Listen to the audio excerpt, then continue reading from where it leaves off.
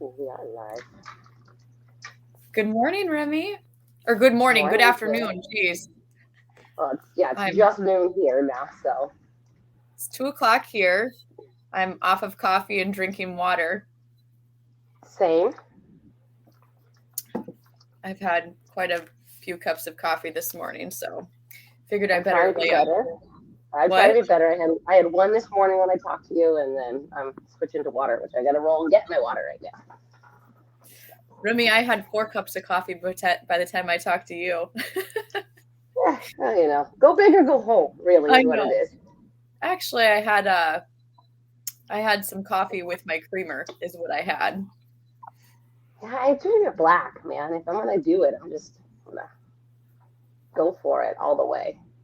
I So I can kind of someday if it's the only option I will, but not really.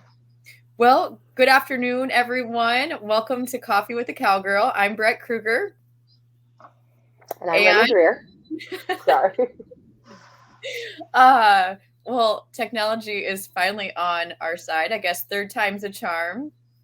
I'm Yeah, and I talked to Breck earlier this week. We're working on getting the podcast available out to your platform so that you can listen to us without watching us sit in our offices and Yeah, maybe get more stuff done than just sitting here and watching us on Facebook. I know.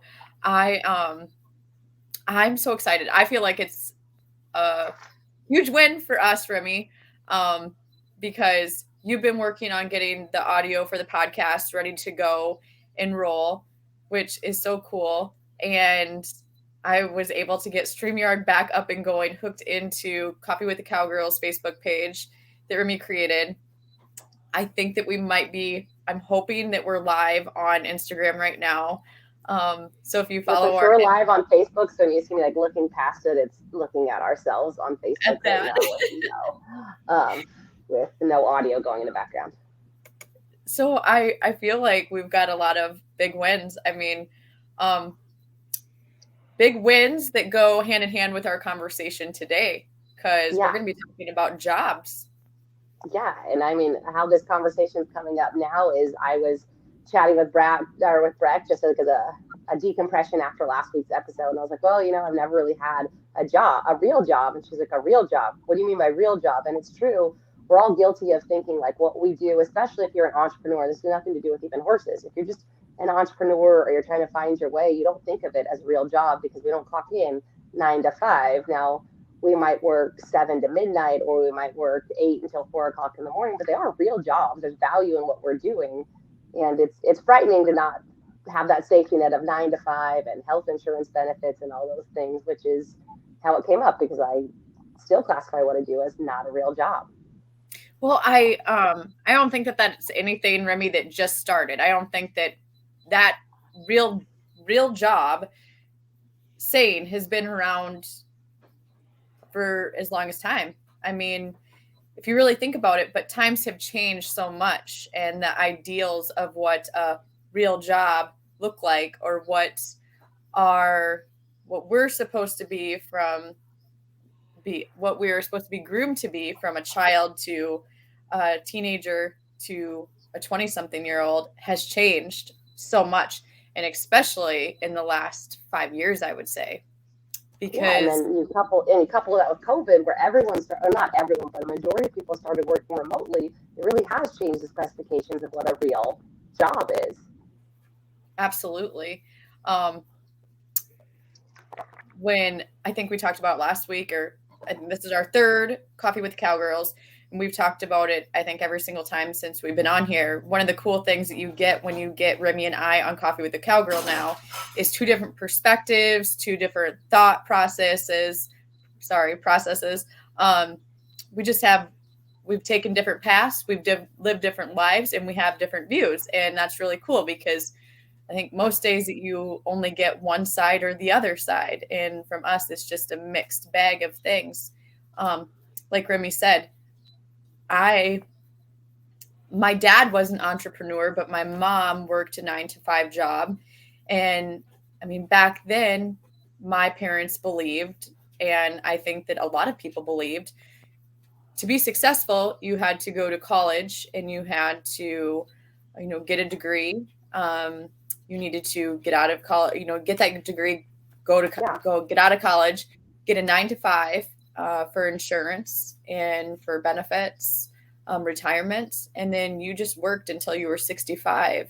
That was the American dream. I don't believe that anymore. Well, and I think it's one of those things, like I was actually talking to a client this morning because we were talking about the biggest, like, I'm in that micro generation between Gen X and millennials, right? If you follow a lot of the stuff, I'm not born Gen X, but I believe that way. My music, all of it makes me Gen X. But what I see when I talk to younger millennials and I talk to Gen Z, there's like no hope, right? Because if you go work your whole life for a company, you don't want a gold watch anymore. You didn't get ahead. They took all of your time and really your youth and expected so many things from you.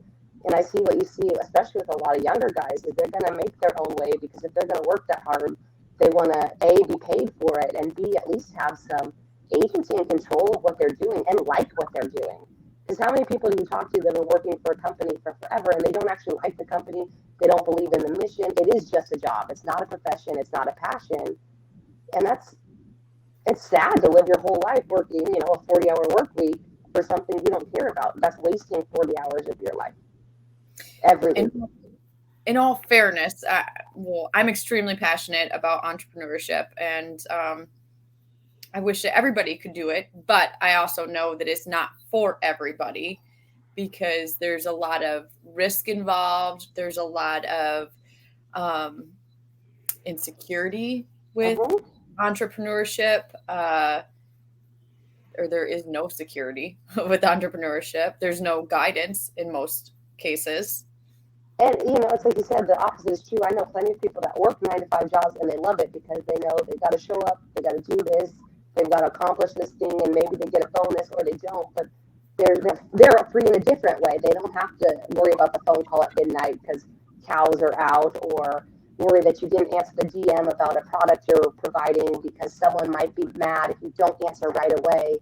And that then, that might ruin your business. It doesn't always, but there's freedom in that too, and really loving your job and being passionate about working for a certain company too. It's like we talked about insurance salesman the first part of our first conversation, right? And one of my best friends is an amazing insurance salesman. My aunt is amazing at insurance, and they love it because it's not just about selling insurance to them, it's helping people, it's problem solving for them, it's helping all these people.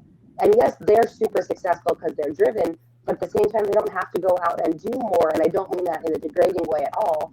They fall under the umbrella of this big company, which allows them all this freedom to go help all the people that they help without worrying about the minutia of running a company, which is great too, because they get to be what they want to be and clock in when they want to clock in and work for the company without having to worry about all the odds and ends that are entailed with being an entrepreneur, which are not always the fun part either.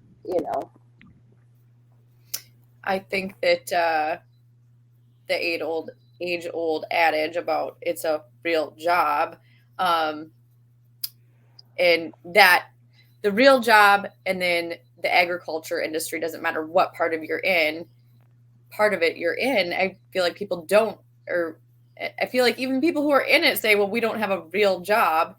It is probably more so than a real job because you're working 24/7, but because it's something that you're so passionate about, most cases, you don't feel like you're working, or you don't feel like you're working hard enough, or you don't feel like you're doing enough. And you always have that constant reassurance from somebody else when you work a corporate job or you work in corporate America, I guess.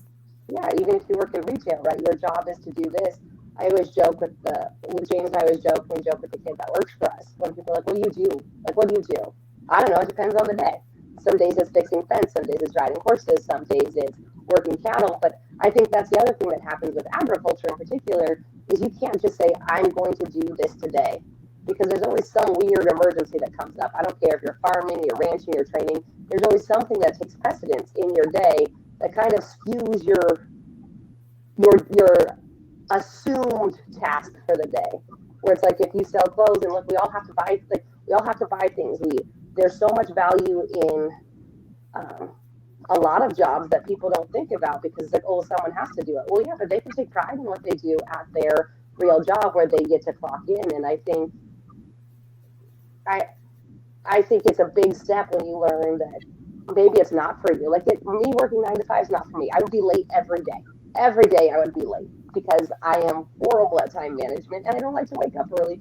And I don't really like to listen to a lot of people. So it's not for me. It doesn't mean it's not for somebody else. It's just I know what I am.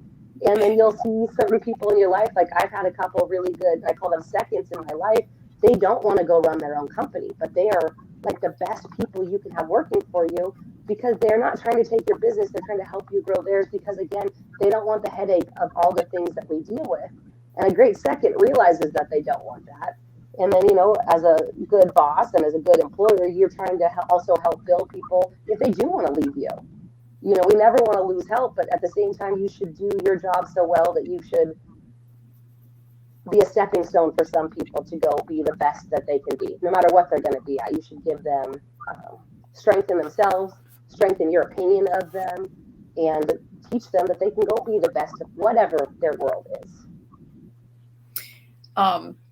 So out of college, I had 2 jobs in corporate America. I worked at one for 10 years and I worked at the other for 7. And one was, I worked for Purina for 10 years in the animal feed industry, specifically equine. And then I worked in animal pharmaceutical distributor for 7. And I don't regret either one of those experiences at all, even though entrepreneurship and doing something for myself has always been on my heart and something that I've been so passionate about for so long. I was just so scared to jump. But I don't regret either one of those experiences because I met so many really good people and I learned a ton. I learned a ton about handling people. I learned a ton about managing people. I learned a ton about myself. So I think that it was all in the time for me of making the step, because going out on your own and trying to create something is so scary, especially when you've always had security and my husband always told me to quit my job, but I couldn't do it on his time. I had to do it on my time when I felt comfortable. And there was no amount of money in the bank that would have made me feel comfortable. I just had to come to terms in my head with that I can do this. And the only way to do it is to just jump and take a hold and see where you can take it. Well, and it's like, so when James and I have been dating for a long time, and he started a landscaping company, and I was going to school, and he was landscaping full time, and we turned where now our big cattle pens was a full nursery. Like my mom and I were out there fixing drip line and doing all this. And I remember when we got engaged, she goes, I had to wait for the right time, because it's the same thing.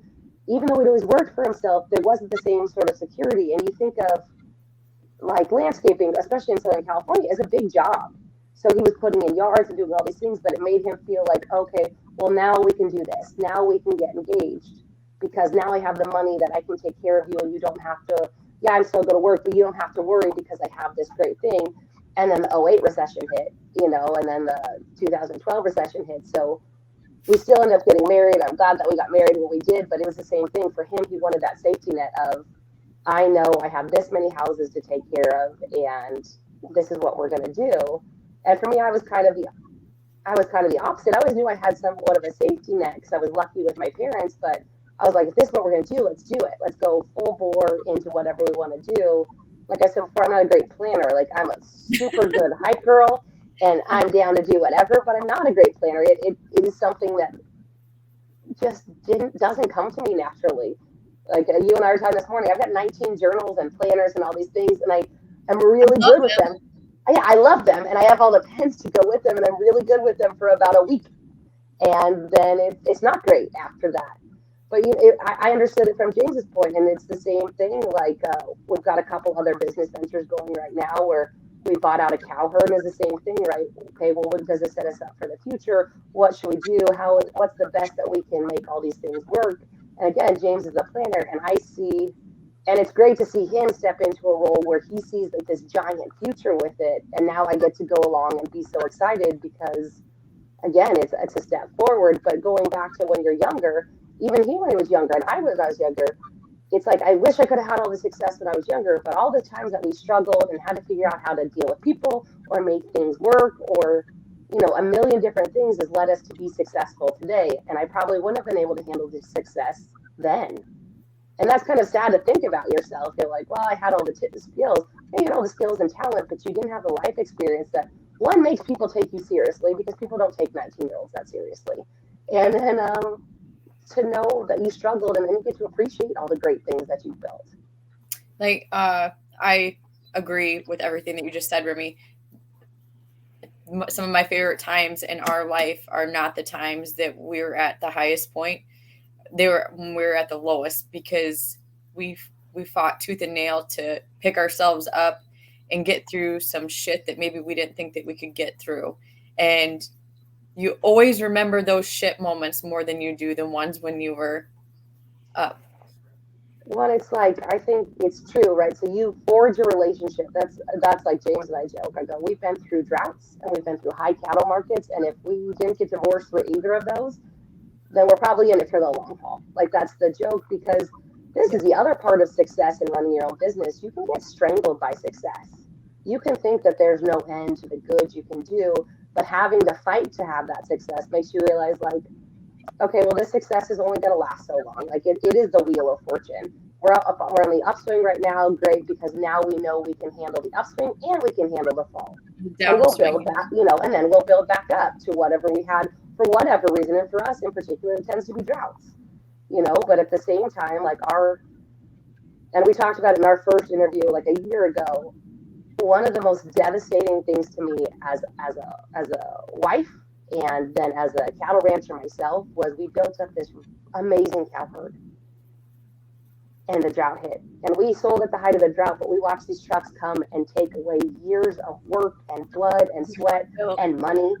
And it was great because now I have this amazing round pen and we got a hydraulic chute and there's covers all over the cattle pens. But in that moment, I wanted to do nothing but sit there and sob because it was like my whole future was taken away. It wasn't, and I knew rationally it wasn't, but man, was it disappointing. And now when we look across our cow herds, we're like, okay, well, we wouldn't be here or we wouldn't be to where we were had our life taken a different way, and and I think as an entrepreneur, that's the hardest part is to fight through the struggle to know it's going to get better, especially if you don't have people telling you it's going to get better, or they just tell you it's going to get better, but they give you no advice of how it's going to get better or how they struggled. Because I know for me, that's hard. It was hard looking at very successful people and not knowing their background. Because you're like, well, why are they successful? They've never looked like they've struggled. And then as you talk to people, you're like, oh man, you struggled. You struggled for a long time. And now look at how successful you are. So speaking about, I think it was '08. Yeah, it must have been '08. Most people don't know that we used to have a monthly horse sale, Remy. We had a sale barn in Wilmer, Minnesota. And we provided a lot of the camps on the East Coast with semi-loads of saddle horses every month. And for years, Brendan and I would go to horse sale every weekend. His dad had cutting horses and both of us showed cutting horses with them, but our primary business was just doing saddle horses, a lot of cow ranch horses, etc. We did that for so long. I mean, horse sales every month. That sale barn was our life, just like your cattle were your life. My identity, I didn't grow up in that business. I did grow up in the sale barn industry, but not with horses. And that became who I was. I identified as that person. I knew that industry after a while. I knew what was expected of me. Very comfortable. When that recession hit, a lot of those people on the East Coast lost that business. And we walked away, and not walked away, but we quit doing the sales then because of the recession. And I remember because we bought our farm that year too. And when we turned the lights out in the sale barn for the last time, because that's where we always kept our personal horses. So we'd have to go there twice a day, every day to take care of our horses. And when we turned the lights out on that sale barn for the last time, I just bawled. I bawled and bawled and bawled and bawled because that is who I identified with. That's who I was. I was scared of what life was going to be like after the sale barn because I'd never even thought of a life without the sale barn. It didn't even cross my mind.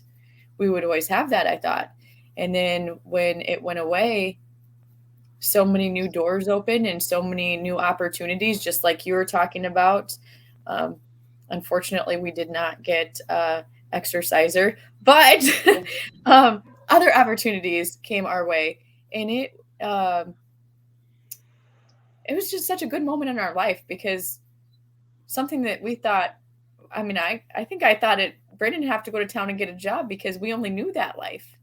We had no idea, and it was one of the turning pages or chapters in our story in our book, and it's a good one. It's my favorite.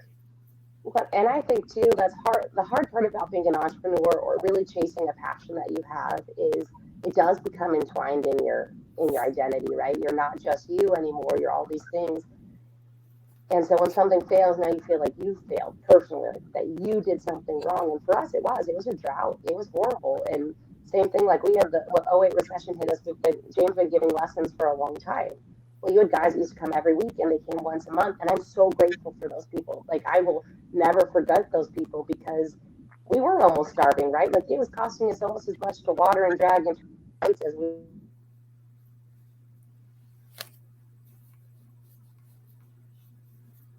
Oh, where'd you go, Remy? as we were making, to turn on the lights and do all those things as we were making per lesson. And again, it makes me appreciate people. It makes me appreciate the people that had faith in us then because we were young. And but again, we struggled through that and it was tough. It was tough me going to college and then trying to work here full time. And after the recession hit, well, then James went to shoeing horses because again, that was a trade he could do. I'm so glad he doesn't shoe horses anymore. I love my horseshoe.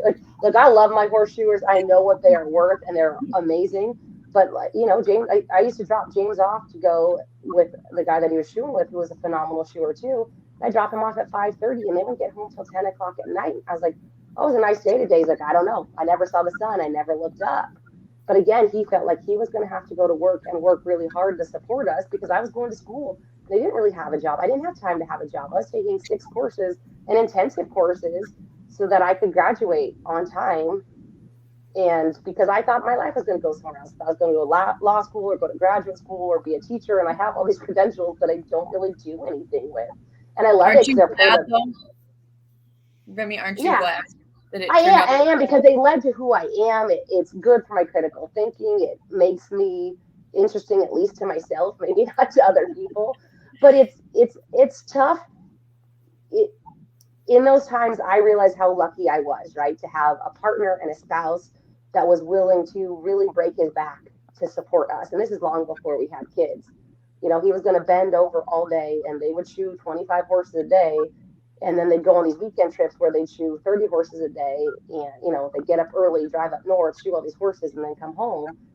And I was lucky. I was lucky I had a partner that was willing to do all those things for me. And again, because I didn't have a job. And there was times like this was hard for me coming out of college. I applied for jobs. I was either overeducated or undereducated, and I didn't really fit, right? I had a college degree and then I was trying to go work retail. Well, at that time, that was kind of unheard of. They didn't want you to work retail. They wanted you to go do something else. And I Yeah. did some clerking, I did some clerking for lawyers. I did some other stuff. But, my heart always was in agriculture and working for myself or working with my husband because I like what I do. I love training horses. I love helping people and I love working cows. And James is the same thing. Like he's a cowman. Like he loves cattle and he can bitch about it sometimes and he does because we all do. And I think that's the other misnomer, right? Is that if you find a job you love, you'll never work a day in your life. No, it's still work. Like it's still work. I wish people would not say that because it's still work. You might enjoy the work more, but there's some days when it's 110 and you got cattle that are droughted out and you're trying to find feed or you got a doctor something. It does not feel like fun. It feels like work and some Sisyphean task where you're pushing that ball uphill, and then you got to take a breath and come back and be like, well, it's work, but it's good. It's rewarding work. And in the end, it's worth it all to me, which is, Well, and I think that's the hype too, right? Like, oh, you don't have to work. Well, yeah, it is work. It's better work. But, when I go in the bank and it's 65 degrees in there and it's 110 outside, I'd really much rather be a bank teller than training horses. um, I know exactly what you're talking about.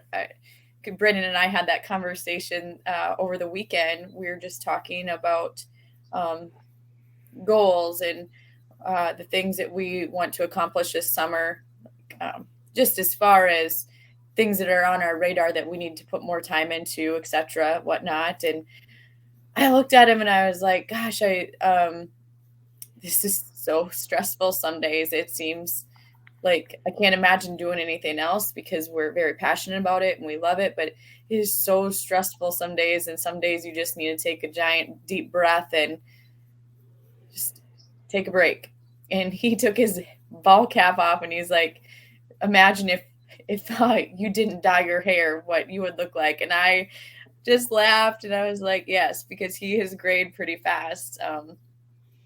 Just from Well, it's true. It's like you see those memes, right? It's like, I don't know what people are talking about. Being self-employed is great. I'm 35, and it's like this haggard old yeah. face, and it's and it's hard to carry that burden and stay positive because that's the other thing is there's a lot of people that want to see you fail. There's a lot of people that want to see you be successful, but it's when you run your own business, people get jealous of what you have. Like and you'll see her in a lot of my Instagram posts. You'll see me wear these like big hooped earrings or big, small beaded earrings. And there's a beater that I buy stuff, and she's an indigenous artist in Canada. And I think she's Cree and Métis. I think I said it right, Paige. I don't know. And last weekend, so she does this like gorgeous hand beaded work, and it's not cheap. It's not super expensive because I've made the earrings myself. I know how much time it takes, and my stuff doesn't look nearly as good as her. But someone copied her work and didn't even give her credit, and now you've got all these. It's the same thing. There's all these people that are going to build on her shoulders and not even give her credit, and that's so disheartening. That's disheartening as an entrepreneur too. Like you do your best job, and then you do all the groundwork. You break all the stones to get there, and then someone just comes and tries to take it from you. And if you do your job good enough, they can't take it from you all the way. But in the moment, it makes you feel horrible and small. Um, yes, I've kind of seen that happen with people who create and do a lot of art things, especially since the internet has taken and started playing such a big role in how people shop and whatnot. People who are so creative and artsy, I see that happen a lot. They get their ideas stolen from them. I don't know if there's any way around that, but I don't know. Somebody's always going to take the easier way, right? Well, and it's like I have another friend that does leather work and same thing. She got some really neat designs, and there's other companies just copying them. And they have the money to copy her and go get the machines to do it. And so it's like then you start to do you value the product because of all the craftsmanship that went into it, or do you just value buying it for a really cheap price? And that's a different conversation too. But it's hard when you've spent all these years honing your skills to have someone come in and just take it from you. Or try and take it because in this case, they're both still very successful artists, but they are artists, right? They're not just punching out 1,000 pieces a day. They're punching out maybe 1 to 2 a week. And more power to them, but it's a hard line of work. And I know a lot of people that follow their passion to a point, right? Whether it's leather work or beading or social media stuff, right? They do it on the side as their side hustle because they're so afraid, again, going back to that job thing, so afraid to take that leap because what if they fail? Well, what if you're super successful too? But the world's got us boxed into where we only think about failure and we start thinking about safety in a different way than we should, right? It should be a safety net until we figure out. Unless you're very happy, if you're happy doing what you do, I don't care what it is. You should be happy doing whatever you do. But life's too short to be unhappy all the time. Though I feel like those strings and those ties that are associated with failure and doing your own thing and stepping out on your own, those are slowly being broken down, Remy. I wish that I had a number, but the amount of people who are stepping into their own space, creating their own thing, the entrepreneurship world, in the last 2 years, it's been taken by storm. I would have to say that it's grown leaps and bounds because people are believing in themselves. And I do think it is, as you age, you begin to care less less. I'm not saying that you don't care at all, because I don't care who you are. You probably still care what people think about you, but you care less about what people think and more about being true to yourself, doing your own thing, and doing good for others. That I think that with age you get that, and I think that both of us could say that that may be the part of our life that we're in. Yeah, it's like I told you the other day before, if you told me I couldn't do something, I would fight tooth and nail to do it just to prove you wrong. And now I'm like, believe whatever you want to believe. I'm going to go do what makes me happy, what's best for my family, and then what's best for my circle of people, whether that's someone employed by me or just friends. And we had another client one time, and he was an older gentleman. We were talking about building the business and doing what we wanted to. And he goes, the question is how many families do you want to feed? If you only want to feed your family, then you only have to do so much. But if you care about the greater good, you care about other people, now you have to worry about feeding other people's families. And some people take that as a negative, and it's not a negative. It's true. If you grow your business, now you're somewhat happy. Or, can you hear me? Or is that weird? It sounds a little staticky, but I'm not sure if it's just on my end or everybody's end. But is that better? Or is it still It seems staticky? to be. Okay, so the other thing is it's true. Like if you want to be successful and you want to be bigger, you do start to employ more families, and you whatever you are spreads farther out. So if you're ambitious, the ambition goes other places. If you're generous, you get to be generous to more people as you're more successful. And I think no matter how poorly people really think about others, you really should be trying to do the best that you can for yourself first, then your family, and then the rest of the world. It doesn't matter if you amass a ton of wealth. If you don't do anything for anyone else, then what's the point of having all that? And I think that's the other thing that you see about entrepreneurs is, for the most part, they really are stepping on a lot of people because they come from a place of wanting to be independent and having the freedom to do what they want. But how many entrepreneurs, and I know it's just in my life, guys that are big in business and have grown their businesses, they're the first guys to be generous. They're the first guys to give you time to tell you how to grow your business because they want to pass on as they get older. Again, it's as they get older, they want to pass on their knowledge because they don't want it to end with them. And I think that's our responsibility as entrepreneurs. It's our responsibility as business owners is to not just, you know, safeguard everything that we know and not pass it on. Our job is to show how good we are and show it to the rest of the world with what we're doing. Remy, And I'm laughing because when you said the money, brought up the money in the entrepreneurship, I'm laughing because we're really getting rich over here, aren't we? 100%. So much money. So much money.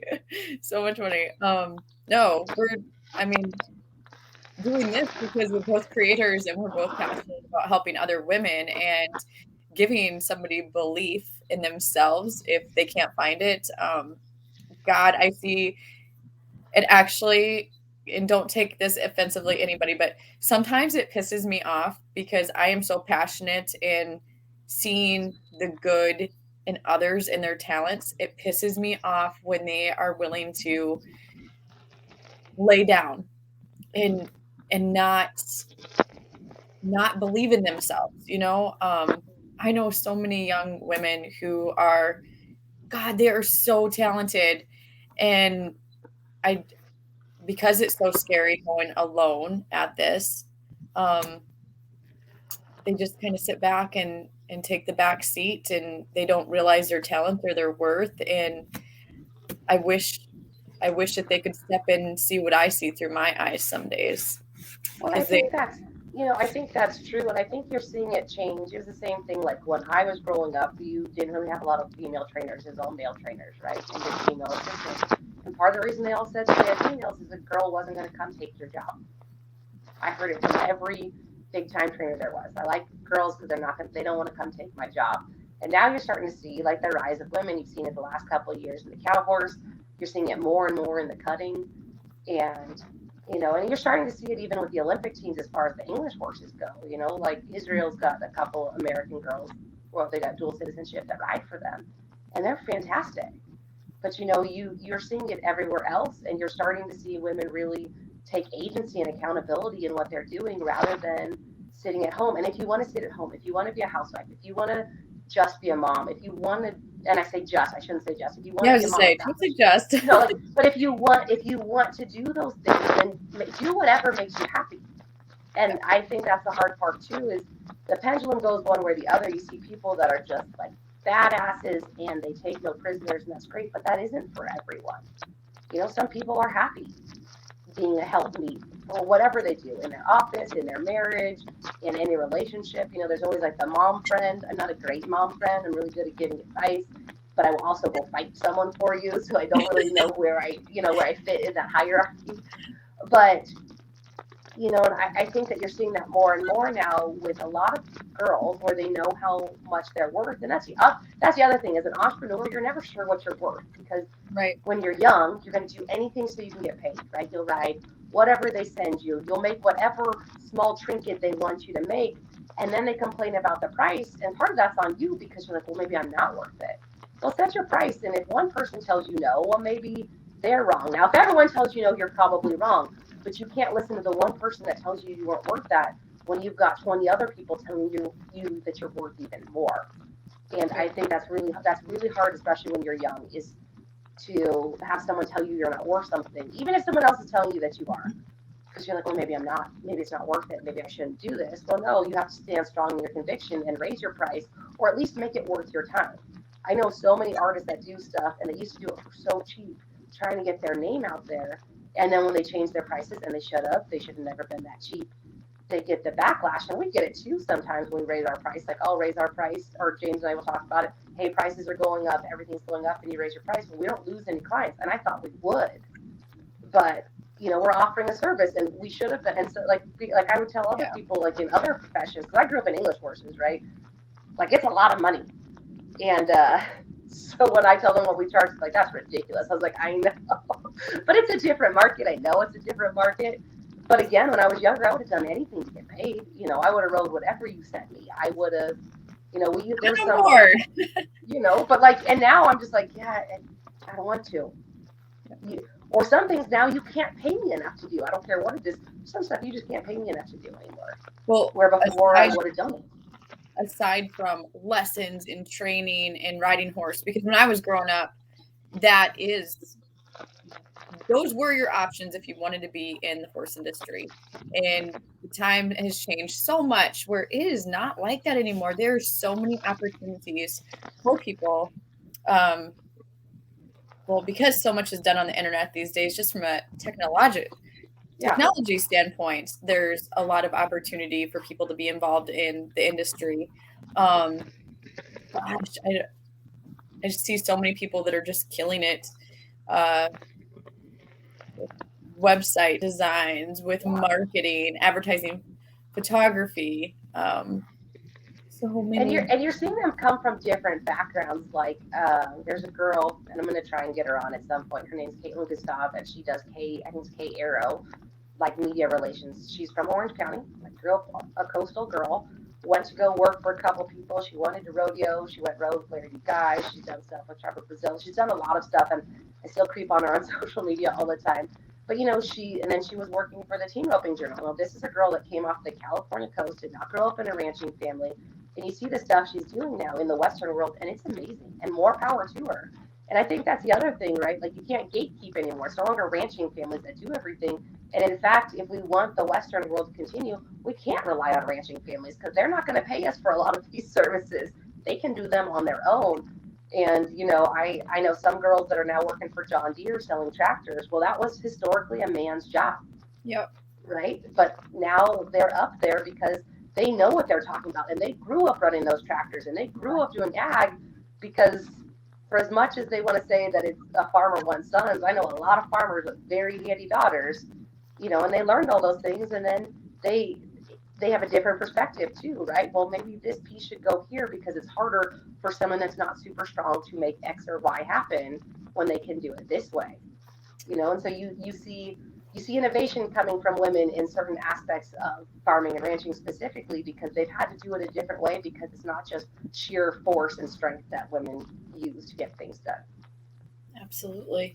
Well, I'm pretty sure Cassandra Chisholm, I mean, she did not grow up in the ranch sorting world. I think that she came from a rodeo family, and she's killing it for RSNC as far as um, being their go-to interview person and a lot of their um, social media Yeah, and behind. I mean, she still handles a bunch of stuff in the office because if I Mhm. call to get a code, it's because that's what I talk to, Yeah.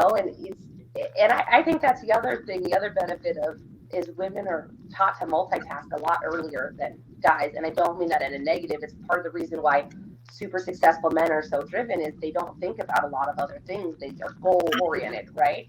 And women are just like, well, let me handle all these balls and we'll get there at some point. And I think I, that's I had a our DNA, though. I think that all yeah, women are born with the ability to multitask. it's a different, it's a different thought process. It's like we used to feed a lot of cattle south of us before James and I were married, and like our hay out here is heavy. Our hay bale is like 135 to 160 pounds, and he can pick them up by the middle string and throw them in the bed of the truck. Like I could never, I still can't do that. And he came and I was loading hay one day, and I'd like flip it on its like long ways and slide it up in the truck. He's like, "That's not how you load hay." I was like, "No, that's not how you load hay." Because I wish I could like one string 160-pound bale over the back of the truck. I can't do it. It doesn't work for me. And then we go to Texas, and I was like, I see why you guys just throw these around. They don't want they weigh 80 pounds. They weigh nothing. But it was a different. I still got to the same end, and I think you're starting to see that same even in business, male or female, right? Everyone has we've come to appreciate that everyone has a difference of opinion, and some people say we take that too far, but it's true. But not everyone's brain is wired the same way, so we have new problem solving techniques because we finally started to get out of the cookie cutter that this has to be done in this way to get to that end. Well, there's 100 different ways to get somewhere, and it's great, and you can appreciate people's backgrounds more because they might just have a different opinion or a different problem solving technique that you've never thought of because you were trained by your dad, who was trained by your grandfather, who was trained by his great grandfather. Well, it's not always the way it has to be, No. and sometimes you can make your life a lot easier. Like we processed a bunch of cows that we bought. Well, they've done everything on horseback for forever, and to a point you should. Well, we built catch pens and sorted everything. And one of the guys that had worked forever with that guy was like, "Man, this is easier than it's ever been." Well, yeah, and not because we did it better. It was just different. I mean, it was better for us, but it was different, and it was a different lifestyle. We weren't only running cows. Like we've got a lot of other things to do, so we can't take 3 days to do it. We got to get it done in one and make sure that they're shipped to the sale. And again, it's not that one way was better than the other. They just got to the same end using different means. Um, Before I forget it, and I did interview her. Remy went away again. Jan Parker, she runs Billings Horse Sale. I interviewed her. Well, we've known Jan for a very long time, and I interviewed her sometime last year. Jan, I'm not going to say she single handedly runs a sale barn because she's built a team, but her husband, Bill, uh, her and Bill started the sale years and years and years ago. And Bill passed away. Um, I'm not good with timelines. Probably within the last 5 years, and Jan has been handling all duties for the horse sale since. And not just handling it, she's been doing a bang up job because her mindset is she's a very forward thinker and she's thought outside the box and she's been able to implement new ideas and new things to move their business further and farther along. She's kind of a badass when it comes to that. And running a sale barn is not a woman's job. Yeah, for sure. And it's like so when we bought the cows from Steve and Sherry, which that was Steve Town was one of James's mentors. When we bought the cows from Steve and Sherry, then James and I went back down and we were sorting a bunch of pairs. And James goes, "Sherry, you and Remy go ahead and sort." And Sherry kind of looked back. She's like, "Well, you don't want to sort?" And James goes, "No, I want to watch them go in the pens. I'm pretty sure you girls can handle all the sorting," which is true. We're more than capable. But again, it was just a difference, right? Steve wanted to sort and watch them that way. And it's nothing wrong. James wanted to watch them get sorted into the pen. So he's still horseback doing it. But he trusted us to go do the one job. So he didn't have to think about sorting and watching cattle. He just got to watch cattle. And again, it's just a different way, but it's the same thing. Like he knows he can go send me to do whatever needs done. I might not do it the same way, but it's going to get done. It's the same thing with building fence. Like we have one pasture where a bunch of cars used to always go through the fence. Thankfully, they moved the bar that was right there, so we don't have people going through the fence anymore. But where James would go take hog wire and barbed wire and a fence stretcher, I was like, look, I got to get this done, and I got to get it done fast. So I loaded 2 panels in the back of the truck, drove them up there, tied them to the fence, and I called him. I was like, hey, it's good for right now. Like, it's good right now. I don't know how long it's going to be good because I'm not going to be that fast driving posts and doing that, but I know I've got to keep the cattle in. So new problem solving, and it's the same thing, I think. And I think you see that too, right? You see, especially in relation to men and women, you see a lot of these quote unquote manly men relying on women to be their partner, just not someone following them, but to be their partner and being able to problem solve and take up the reins because again, it's just a difference of opinion, right? Or not even an opinion, a difference of how to get to that point. So I think that well, this is probably a whole nother conversation, but um, for me, I mean, I was used to being gone every day, and I was overnight a lot too, and I worked a lot of weekends. So imagine spending 17 years of your life on the road. I mean, at one point, I was putting on almost 1,000 miles a week in my car. yeah.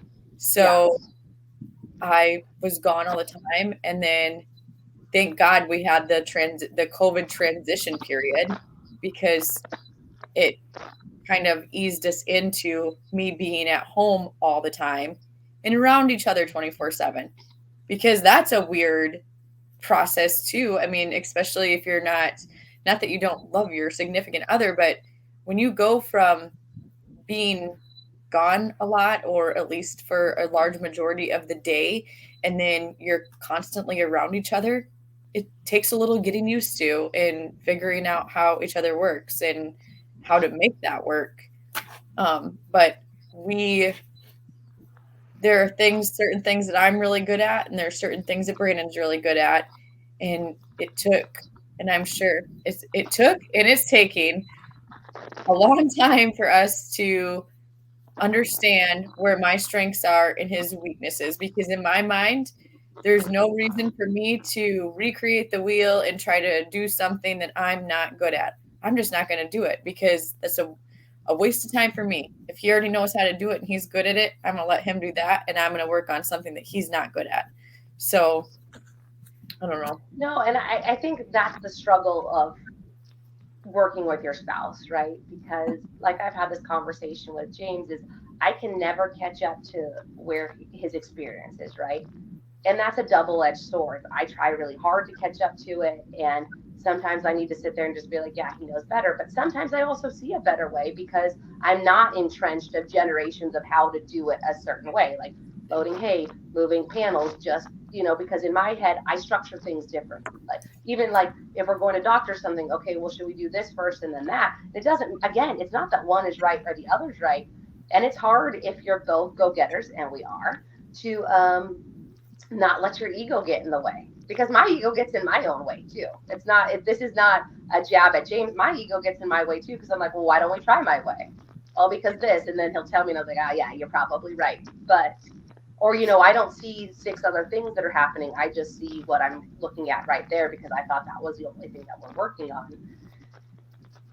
And it's hard, and it's hard. I think with any business, I think it's even worse, or it's even more apparent when you're married to your spouse. But I think you see that in all business partnerships. I saw it when James was working for the horseshoer. I saw it when he was in the nursery business. You don't all think alike, and you don't really want a partner that thinks alike because then it's just boring. And again, then you don't have the same strengths. Then you have the same strengths and same weaknesses. Well, you want to like come together to be good at what you do rather than just hoping it works out because you're both good at the same thing. Like as far as training horses, like I love to do dry work. I love doing all that stuff. And James is really, really good on a cow. Am I good on a cow? Yeah. I'm just not as good as him. Is he good in the dry work? Sure. But it works really well because I can fix a bunch of stuff. Or same thing, if I can't get past a problem, I'm like, James, hey, get on this one. I know there's something wrong. I don't know how to fix it. tell me what it is, and he'll get on it for like 2 minutes. He's like, yeah, you need to do this. And I was like, well, I beat my head against the wall for 30 days, but he should have just had you get on it earlier. Yeah, 5 minutes. Remy, something that you just said was entrenched in generations of a certain way to do something. I feel like that is where we were. We as America, that we're entrenched in generations of a certain way to do something, and I think that is changed, and it's really starting to change, and I think that that's so cool because I think that a lot of people's eyes have been open to the gifts that God has given them and wanting to utilize those gifts. I think that there is a lot of communities out there who are supporting more and more people to let their light shine on the gifts that God has given them. And I think that's so cool because I think that there's a lot more women today who are stepping out and taking more belief in themselves and taking the hands of others to create what their talents are. No, it's like we always talk about, like I talk about this a lot. If whatever you believe in wanted us all to be the same and not shine separately, then why are we all so different?